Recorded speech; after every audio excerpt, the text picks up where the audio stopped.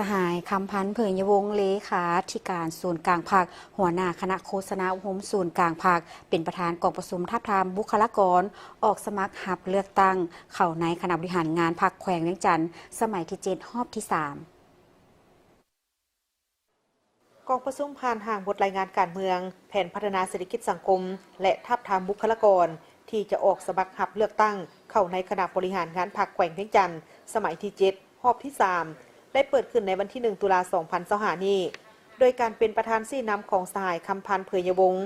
เลขาธิการศูนย์กลางภาคหัวหน้าคณะโฆษณาคมศูนย์กลางภาคมีสหายคำพันธ์สิทธิดำพากรรมการศูนย์กลางภาคเลขาภาคแขวงเจ้าแขวงเวียงจันทร์สหายวิไลวรรณบุตรดาคำกรรมการสำรองศูนย์กลางภาครองประธานคณะกรรมการศูนย์กลางภาคมีบรรดาสหายในคณะประจำภาคแขวงคณะบริหารงานภาคแขวงคณะบริหารงานภาคจากแผนกการกองบัญชาการปกสคณะภาคเมืองและแขกถึกเสริมเข้าร่วมสหายคำพันธ์สิทธิดำพาได้กล่าวว่ากองประชุมในครั้งนี้บรรดาผู้แทนจะได้พร้อมกันสรุปตีราคาคืนเกี่ยวกับการนำพาซี่นำในการเคลื่อนไหวเวียกงานขององค์คณะภาคแขวงในระยะ5ปี2021ถึง2025ผ่านมาซึ่งจะยกให้เห็นด้านดีด้านคงข้างบทเรียนที่ถอดถอนได้และค้นคว้าประกอบคำคิดเห็นต่อกับบรรดาเอกสารต่างๆที่จะนำเสนอต่อกองประชุมใหญ่ผู้แทนองค์คณะภาคแขวงเวียงจันทร์ครั้งที่7เป็นต้นเมนห่างบทสำรวจการนำพารวมของคณะบริหารงานภาคแขวงในระยะ5ปีผ่านมาห่างรายงานการเมืองและทิศทางแผนการเวียกงานจุดสุ่ม2026ถึง2030ห่างบทรายงานแผนพัฒนาเศรษฐกิจสังคม5ปีครั้งที่7 2026ถึง2030แขวงเวียงจันทร์ซึ่งใน5ปีที่ผ่านมาการปฏิบัติแผนพัฒนาเศรษฐกิจสังคมของแขวงได้จัดตั้งปฏิบัติในท่ามกลางที่มีกาละทั้งโอกาสที่เอื้ออำนวยเป็นต้นระบบการเมืองยังเป็นพื้นฐานที่มั่นคงนักแน่นที่เอื้ออำนวยให้แก่การพัฒนาเศรษฐกิจสังคมของแขวงความสงบและความเป็นระเบียบเรียบร้อยของสังคม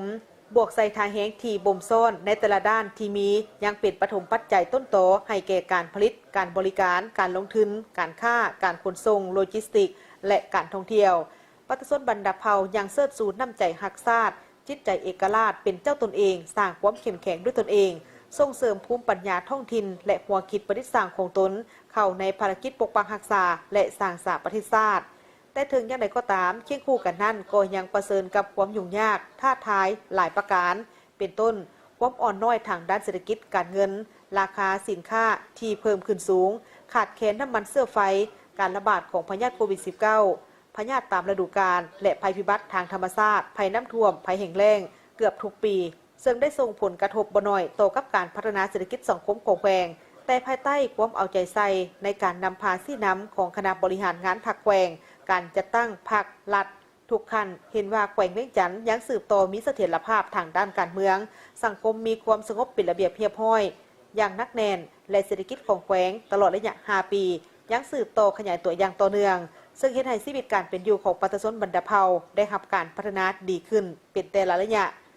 ในโอกาสดังกล่าวนี้สหายคำพันธ์เผยยวงศ์ก็ได้มีบางคำเห็นต่อกับบทรายงานการเมืองแผนพัฒนาเศรษฐกิจสังคมและให้ทิศซี่นำต่อการทับทามบุคลากรที่จะออกรับสมัครเลือกตั้งเข้าในคณะบริหารงานภาคแขวงเวียงจันทร์สมัยที่7รอบที่3ซึ่งสหายยังได้ห้องมายังบรรดาผู้แทนที่จะเลือกเอาบุคลากรที่จะสมัครรับเลือกตั้งต้องได้ค้นคว้าเลือกเฟ้นเอาผู้ที่ครบมาตรฐานเงื่อนไขและโดดเด่นแท้ๆในกระบวนการเฮ็ดเวียกของคณะการเพื่อออกสมัครรับเลือกตั้งเข้าในโค้งประกอบคณะบริหารงานพรรคคณะประจำพรรคเลขารองเลขาและประธานรองประธานคณะกรรมการพรรคแขวงเวียงจันทร์สมัยที่7จงหลีกเลี่ยงต่อกับการเลือกเอาแบบคนเจ้าค้นคอยหรือกลุ่มก้อนจุ่มเจื้อพรรคพวกและท้องถิ่นหรือคนบ่เฮ็ดเวียกแต่บ่เว้าให้ไผหรือเฮ็ดตามบอกล้อถาแต่คำสั่งจากคันเทิงจึงเฮ็ดแต่พวกเขาต้องได้เลือกเฟ้นบุคลากรที่เฮ็ดแท้ทำจริงเฮ็ดเวียกที่มีลักษณะมีหัวคิดประดิษฐ์สร้างกล้าเฮ็ดกล้ารับผิดชอบและมีความเป็นแบบอย่างที่ดีมาเป็นบุคลากรในโค้งประกอบของแต่ละตำแหน่งพร้อมกันนั้นทางด้านโค้งประกอบในแต่ละตำแหน่งของคณะบริหารงานภาคแขวงสมัยที่7ให้บรรดาสหายเบิ่งให้มีทั้งผู้เก่าผู้ใหม่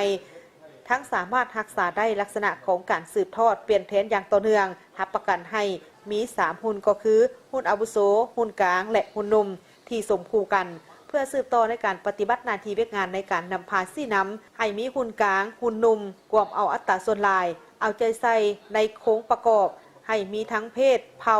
และแจกใหญ่ให้ทั่วถึงในแต่ละโครงเขต การพิจารณาเลือกเอาบุคลากรแต่ละโค้งประกอบตำแหน่งของคณะบริหารงานพรรคแขวงสมัยที่ 7 ในครั้งนี้ต้องถือเอาผลประโยชน์รวมเป็นก๊กยกสูงความรับผิดชอบอันสูงส่งต่อความเป็นเอกราชภายในคณะบริหารงานพรรคแขวง